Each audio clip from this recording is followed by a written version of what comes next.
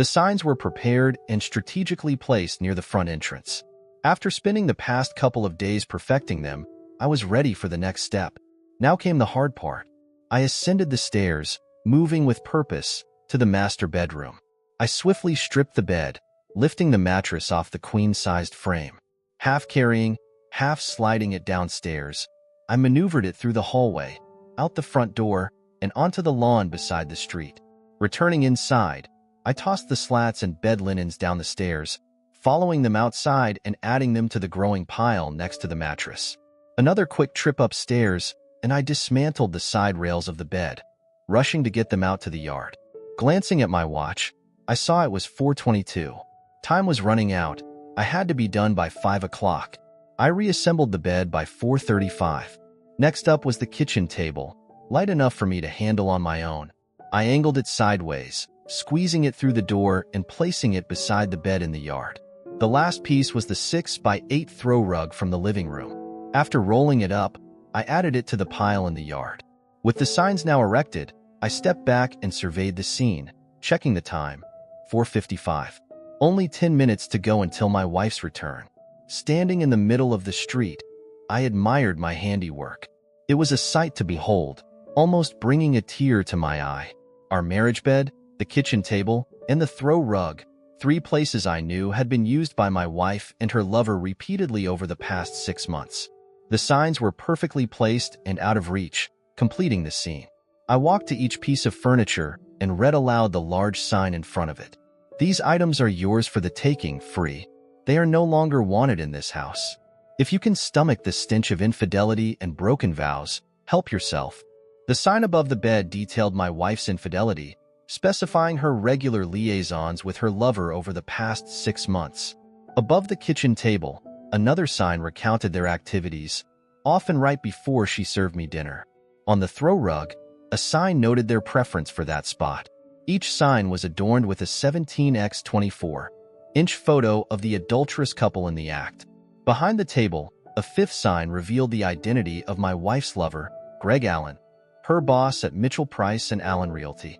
Married with 3 children, he was still unaware of his wife's actions.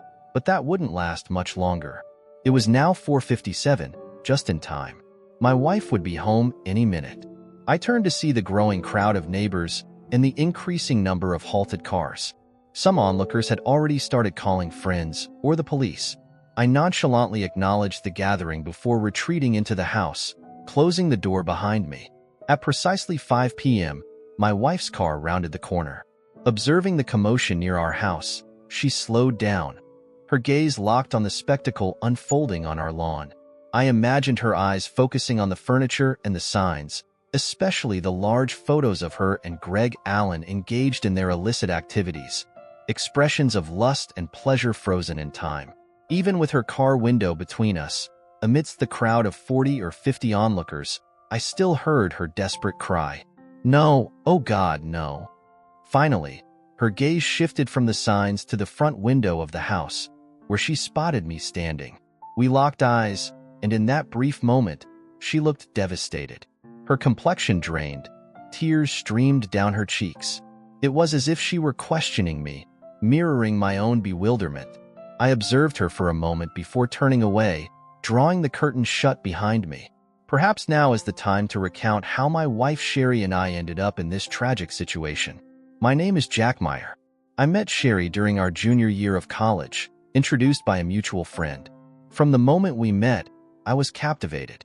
Sherry wasn't conventionally beautiful, but she had an irresistible charm. Standing at 5 feet 2 inches with striking blue eyes and shoulder-length blonde hair, she had a petite yet perfectly proportioned figure that enchanted me. From that moment, I was smitten, never doubting my ability to win her heart. Sherry and I began dating quickly, becoming inseparable. Within a month, we shared our first intimate moment, an experience unlike any other. I was completely consumed by my love for Sherry. It was impossible to get enough of her. Every touch, every moment with her was electrifying. We weren't naive, but our passion for each other was all-encompassing, and every moment together felt like bliss. Our love only deepened as the years went by. After graduating, we married and settled into our first home. a condo and van. Sherry pursued a career in real estate, and I found a steady job in electronic manufacturing. Together, we built a life that I thought was perfect.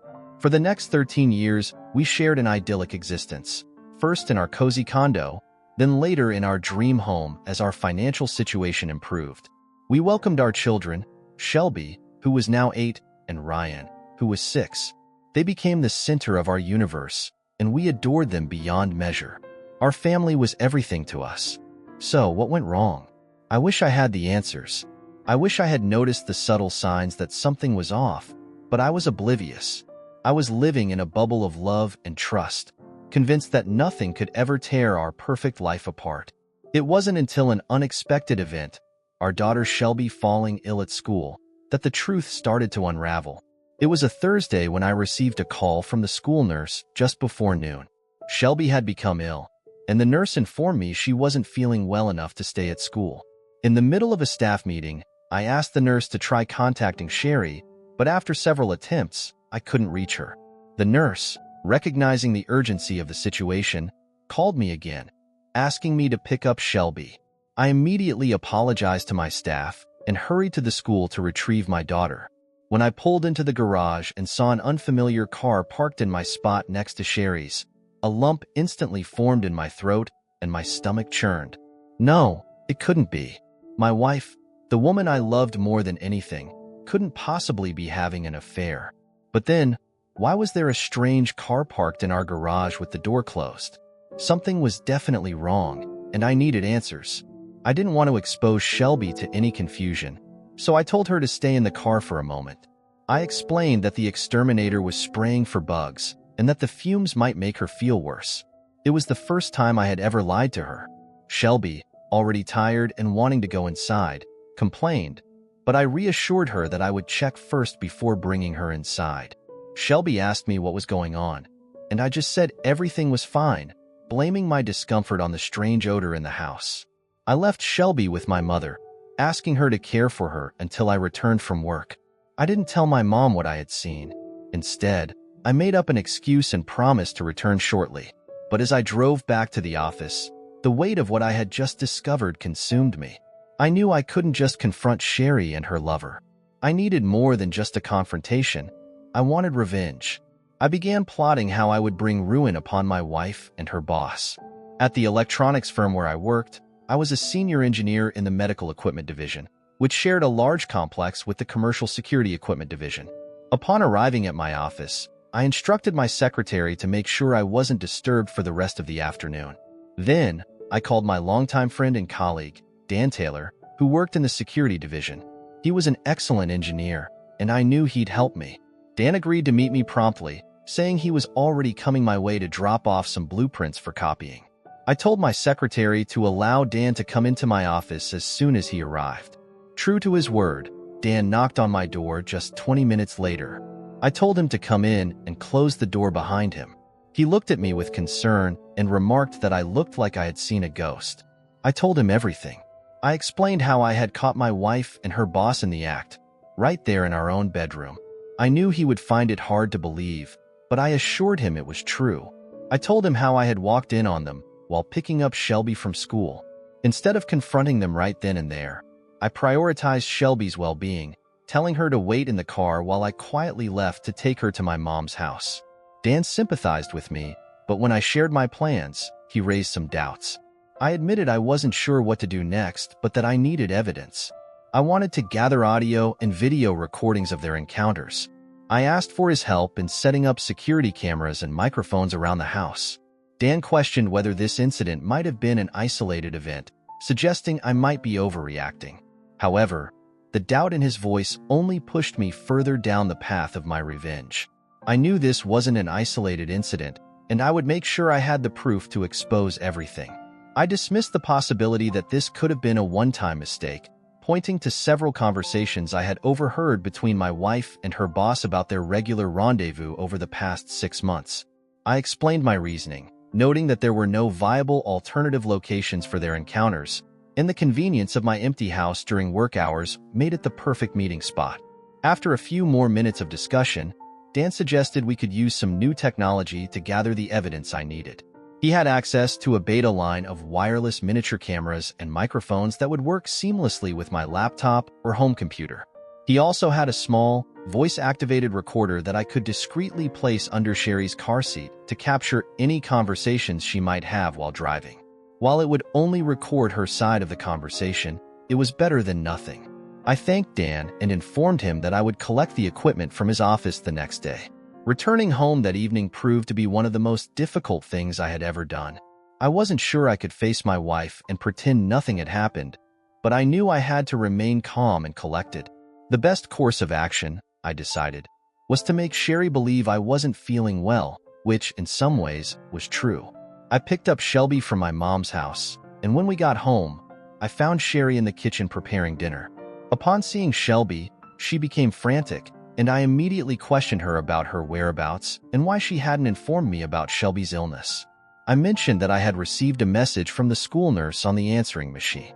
Sherry explained that she must have accidentally turned off her phone while showing houses and had been busy all day.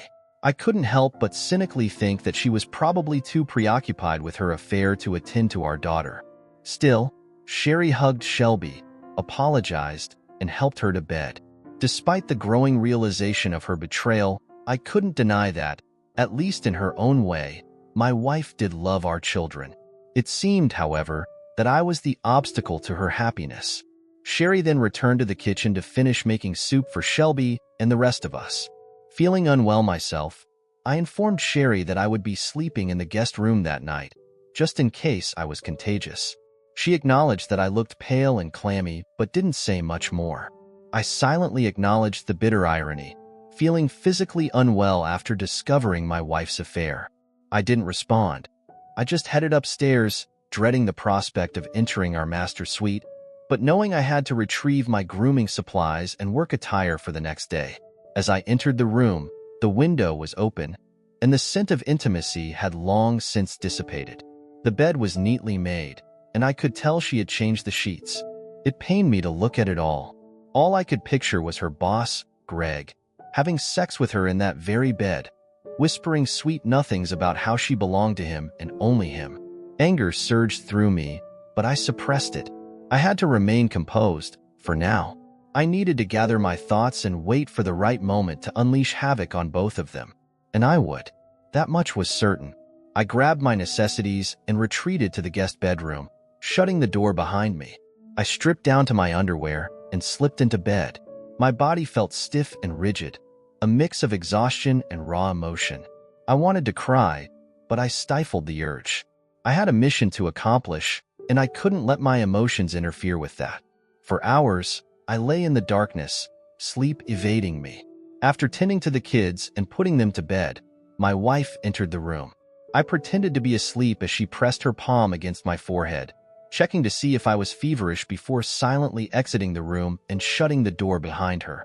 Sherry typically handled taking the kids to school, so I woke up early, showered, and left the house before she had a chance to wake up. It probably struck her as odd that I was up so early, but I figured I could simply attribute it to needing to make up for the time I'd lost the day before when I was feeling unwell. Honestly, at that point, I didn't care much about her opinion. I just wanted to be free from everything. From a marriage that I once thought was perfect, built on lifelong loyalty, honesty, and commitment. How painfully mistaken I had been. Arriving at work before the rest of the staff, I brewed a pot of coffee and began outlining my strategies. I realized that there were several steps I needed to take to secure my future and protect my children.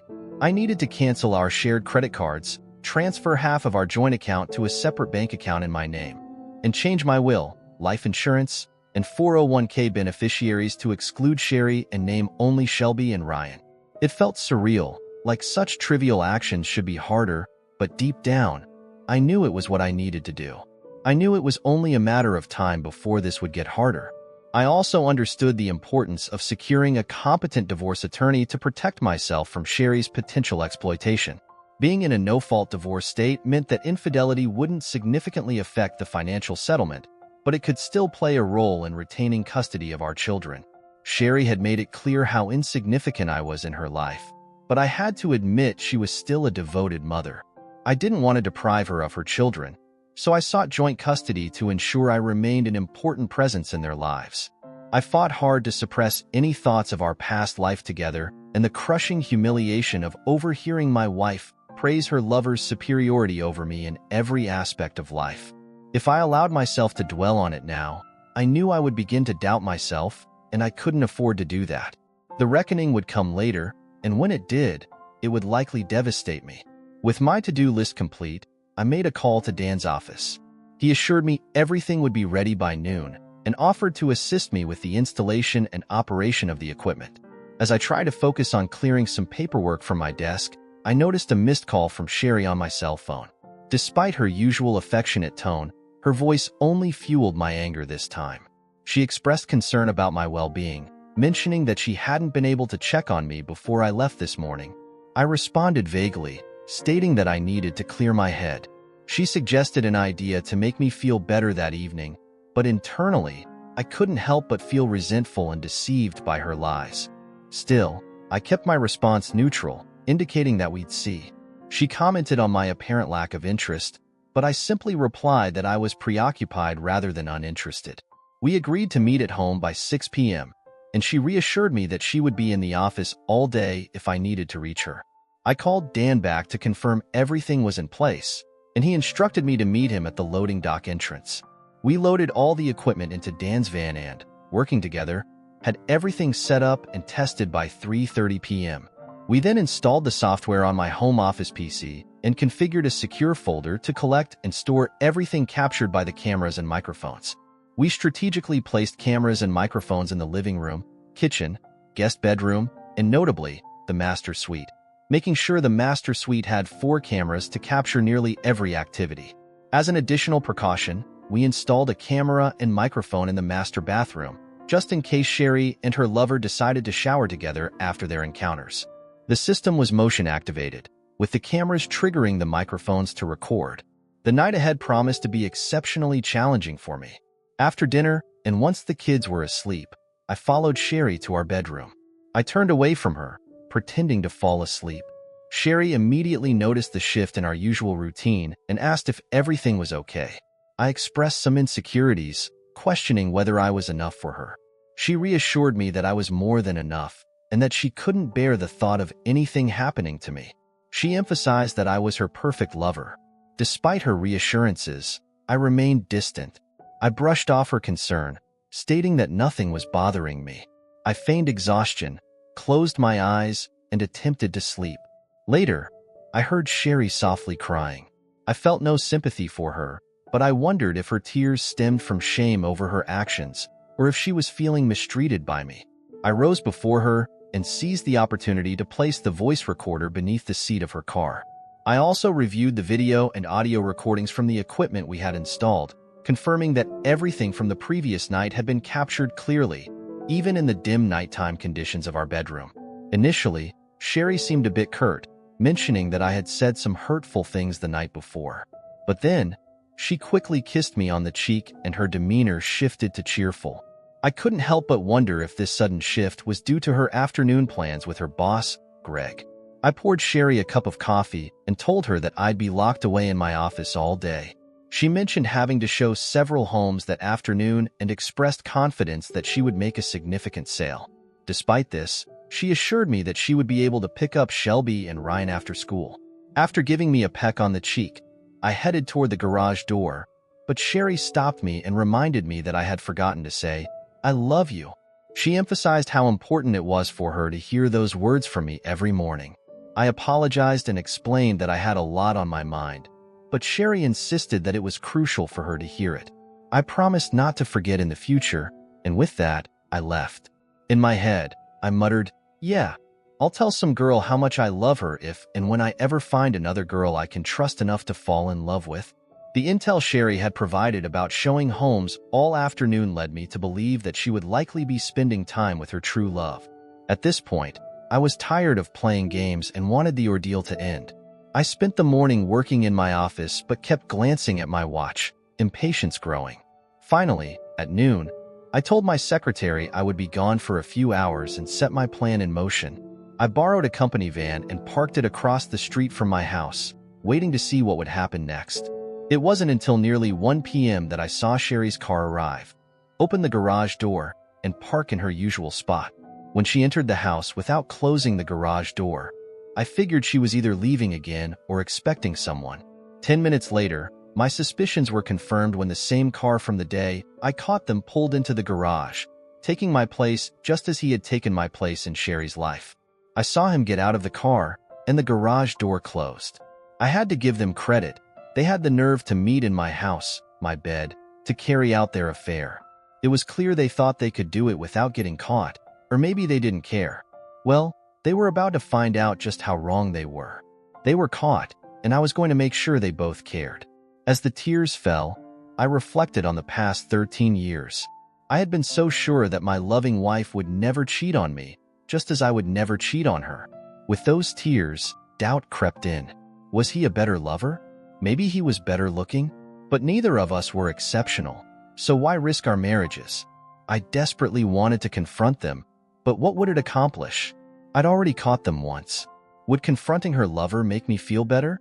Perhaps, but the consequences could land me in jail, and neither of them were worth that. My only real worry now was how this would affect my kids and his. I had to confront him, just as he had confronted me. By 2:30 p.m., they must have finished because the garage door opened and he left. 15 minutes later, Sherry did the same, closing the garage door behind her. I knew she would be back with the kids by 3:30, so I quickly parked in the garage and headed straight to my office. I didn't want to sit and watch all the footage. I just needed to make sure the evidence was safely stored on my hard drive. After 10 minutes, I had enough of their disgusting display. It wasn't an exact replay of their previous encounter, but it was explicit. They began by having sex on the kitchen table, the very table where I ate every day. They joked about how many times they had done it there, wondering if I ever realized I was eating where her lover had been. Afterward, they moved to our bedroom, but not before her lover suggested using our daughter's room for a change of scenery. My wife adamantly refused, stating it was off-limits to involve the kids' rooms. At least she had some principles, though not where it mattered most. In the bedroom, they resumed their activities, and I noticed that neither of them expressed love, though Sherry continued to praise her boss as the best lover she'd ever had. What struck me as strange was that they then moved to the throw rug by the living room fireplace, where they engaged again. When they were done, I found it odd that she didn't bother changing the sheets. I assumed she would when she returned with the kids at 3:30, giving her plenty of time to air out the room and remove any traces. Since I rarely arrived home before 6 o'clock, I felt confident that I had secured the evidence before she could cover her tracks. I needed to ensure all the evidence was securely saved on my hard drive. After doing so, I shut down the system and left the house without bothering to check the mess on our marriage bed. I had seen enough. Although my heart had hardened against my wife, a sick feeling still churned inside me. That feeling, however, was quickly replaced by a burning anger and hatred. I may have even smiled to myself, knowing the hell I was about to unleash on both of them. Back at work, I briefed Dan on everything that had transpired. Like me, he couldn't comprehend how a supposedly loving wife like Sherry could betray me in such a brutal way. Not only had she broken our sacred vows, but she had also gone out of her way to humiliate me in front of her lover, always affirming his superiority to me. These thoughts plunged my soul into a deep abyss of pain and despair, but I knew I had to push through. I had a task to complete, and that task was to destroy them both. I needed to find a good divorce lawyer, and Dan suggested contacting the law firm the company used for recommendations. I spoke to a corporate lawyer there who gave me 3 names of divorce attorneys known for protecting husbands' rights. The first one was retiring and wasn't taking new clients, but the second one agreed to meet me the next afternoon at 3 p.m. With that settled, I began handling the other matters on my list: canceling credit cards, changing beneficiaries, and transferring funds. The next evening, I returned home to find Sherry in the kitchen, preparing dinner while the kids did their homework in their rooms.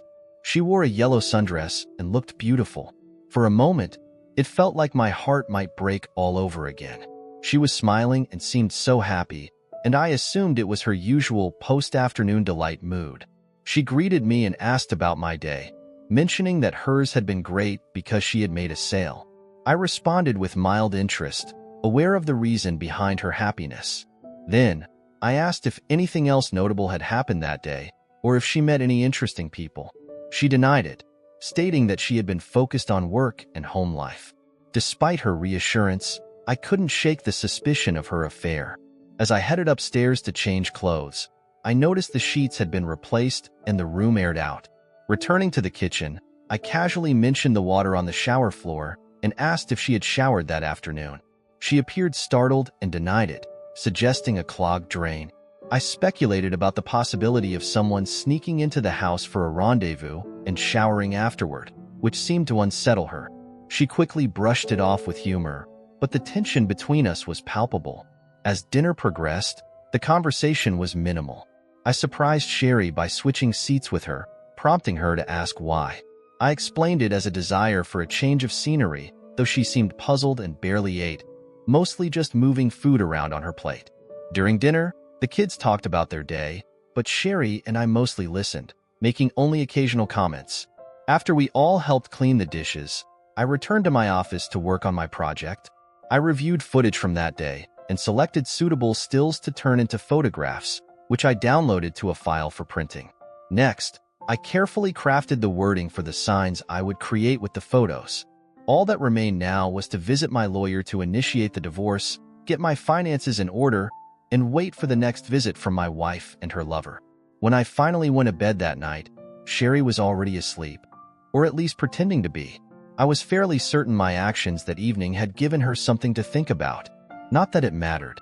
There was nothing she could say or do to change my mind about divorcing her because of her infidelity. There was a small silver lining in the fact that I believed I had made her at least somewhat uneasy. Today was Tuesday, and she had mentioned making another sale on Thursday, which I took as a sign that she and her lover would be meeting that day.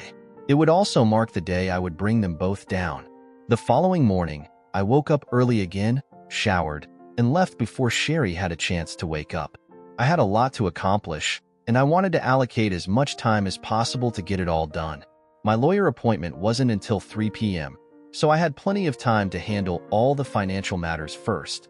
I started by visiting HR, where I changed the beneficiary on my life insurance and 401k from Sherry to Shelby and Ryan.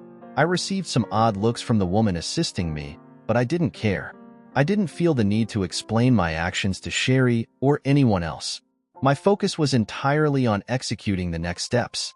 I immediately canceled all of our joint credit cards and got new ones in my name alone. Afterward, I went to the bank and transferred half of the funds from our joint checking and savings accounts into a separate bank account in my name. I knew I needed to address our home situation, but I figured the courts would likely grant Sherry the right to stay there with the kids, so I postponed taking any action on that front until I consulted with my lawyer.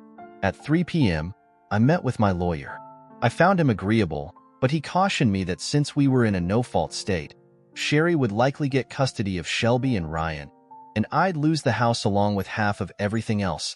Despite the proof of her infidelity, I made it clear how I wanted the petition written, and when he expressed doubt about my chances of keeping most of our assets, I reassured him that I could persuade Sherry to agree to whatever terms I set.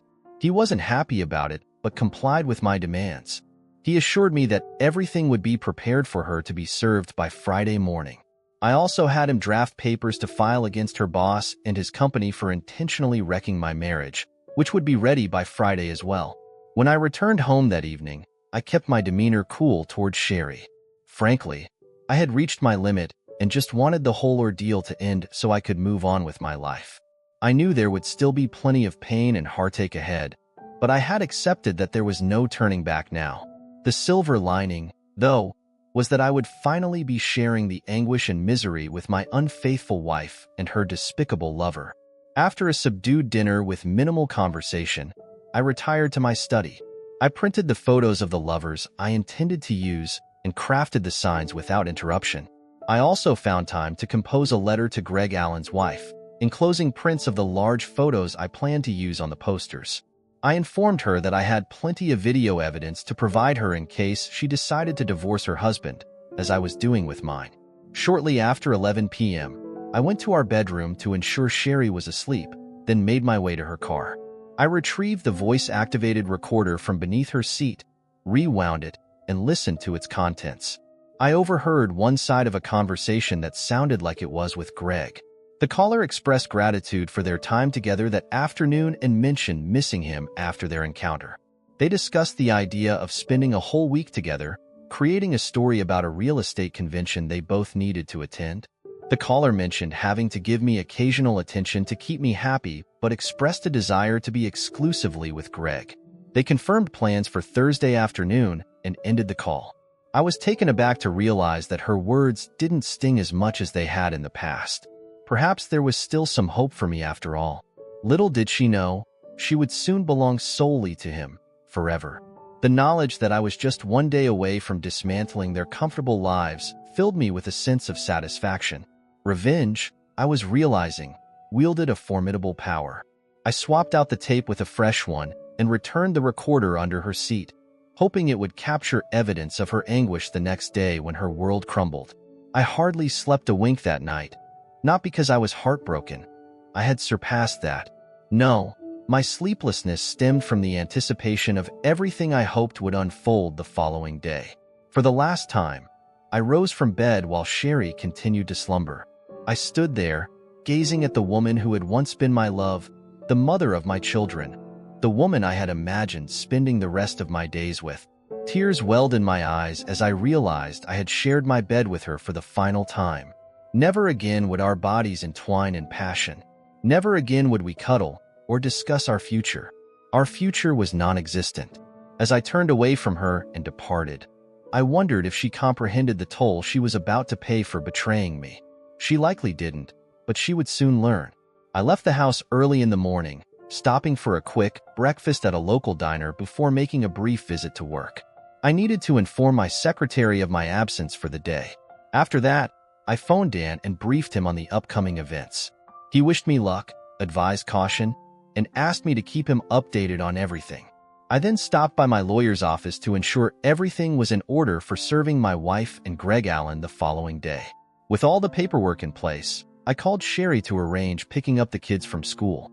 My mother had offered to keep them for the long weekend, since there was no school on Friday.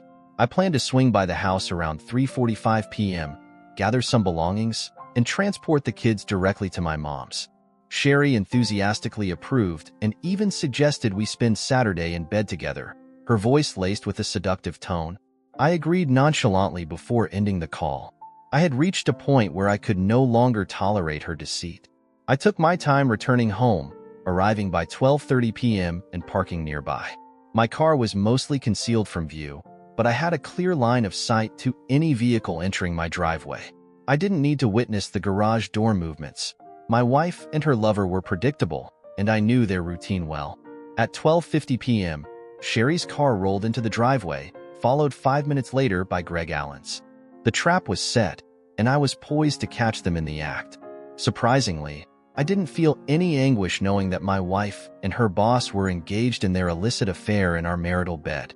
It was astonishing how composed I felt. It was almost like recalling a scene from a low-budget adult film. Predictable, lacking in substance, but with a satisfying conclusion. Around 2:50 p.m., I watched as Alan's car reversed out of the driveway, followed by Sherry's departure 10 minutes later. As she drove off, I observed her applying fresh lipstick.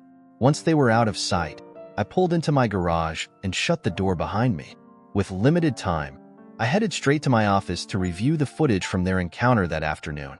Everything had been captured, including the hurtful insults about his superiority in bed compared to me. But this time, their words didn't affect me. After securing the footage on my hard drive, I spent the next 10 minutes carrying the handcrafted signs adorned with their photographs upstairs. I positioned them near the front door for easy access and packed some essentials like a toothbrush and clothes for Shelby and Ryan into my car. The only remorse I felt was for the pain I was about to cause my children, but I found solace in knowing that I hadn't caused the pain of their parents' separation. That responsibility rested entirely on Sherry's shoulders.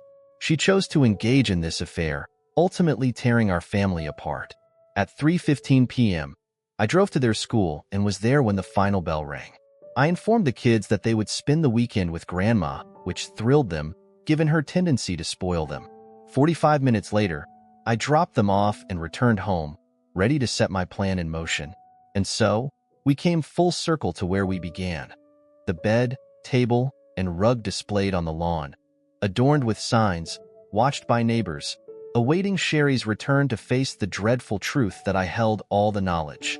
That night, I expected to hear from Sherry, but I didn't. There was a late call from her cell phone, but when I answered, silence greeted me. An hour after Sherry left, the police paid me a visit. While understanding, they insisted that I remove the signs and photographs to avoid disturbing the peace and public indecency charges. I complied, but the signs had served their purpose. Sherry had seen them, and from the look on her face before I turned away, I knew she would never forget it. I knew my wife's life had begun its descent into chaos. That evening, I drowned my sorrows in a substantial amount of Maker's Mark, and soon, I drifted into an alcoholic stupor. Friday morning greeted me with a monstrous hangover, but despite the pain, I felt a strange sense of empowerment. Though saddened and alone, I found strength in the knowledge that I had subdued my anger long enough to exact my revenge on my unfaithful wife and her lover. By noon, I glanced out the front window and saw that the rug, kitchen table, and bed were gone, leaving only the mattress and stained sheets behind. I would dispose of those later. The morning passed uneventfully, but by 3 p.m., chaos erupted. I was certain that Greg Allen's wife had received the letter and photographs that morning, and my lawyer had informed me that both Sherry and Greg, along with his business partners, had been served at their workplaces. He recounted how Sherry collapsed in tears when she was served, while Greg, on the other hand, disregarded her and unleashed threats against me. His partners retreated behind closed doors for 15 minutes, only to emerge and present Sherry with her final check, informing Greg that his partnership had been terminated. They cited their corporate bylaws morality clause regarding fraternization with staff members, which gave them the right to sever all ties with him and his mistress. Meanwhile, the receptionist at Greg's office informed him that his wife was calling urgently, having received the letter and photos I had sent. She told him not to return home and that she intended to file for divorce the following day. Later, I was informed by one of the agency employees' husbands that after Greg was escorted out of the building, everyone turned their backs on Sherry. She remained on the floor for about 30 minutes, crying inconsolably. Eventually, she gathered herself enough to leave, though no one knew her whereabouts. The next day, Sherry finally called me, sounding distraught. She asked about the kids and whether they knew about the situation. I reassured her that they were safe at my mother's and wouldn't hear any details from me. She thanked me for my discretion and asked to retrieve some belongings, which I agreed to, offering to leave for a few hours. She then requested to stay and talk, but I declined, which led to more tears from her. She pleaded for my understanding, expressing remorse and claiming she never intended to hurt me.